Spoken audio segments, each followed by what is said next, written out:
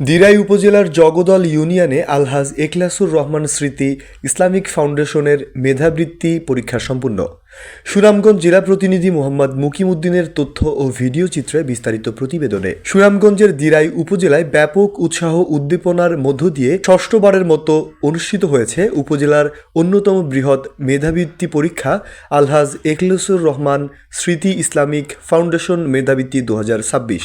আলহাজ এখলাসুর রহমান স্মৃতি Islamic foundation আয়োজনে 11 জানুয়ারি রবিবার পরীক্ষা সফলভাবে সম্পন্ন হয়। জেলার দিরাই, শান্তিগঞ্জ ও জগন্নাথপুর উপজেলার 15টি মাদ্রাসা থেকে 66 জন শিক্ষার্থী এই প্রতিযোগিতামূলক পরীক্ষায় অংশ নেয়। সুষ্ঠুভাবে পরীক্ষা গ্রহণের লক্ষ্যে একটি কেন্দ্র নির্ধারণ করা হয়। তালিমুল কোরআন শিকন্দপুর মাদ্রাসা কেন্দ্রে ছাত্ররা পরীক্ষায় অংশগ্রহণ করে।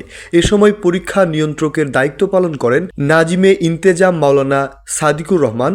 কেন্দ্রের সুপারের দায়িত্ব পালন করেন মাওলানা মাহমুদুল হাসান। এছাড়াও সহকারী কেন্দ্র সুপার হিসেবে মাওলানা শিব্বির আহমদ, মাওলানা তোফায়েল আহমদ, মাওলানা আহমদ কবির, মুয়াল্লিমা ইসরাত জাহান লুবনা ও পলি আক্তার দায়িত্ব পালন করেন।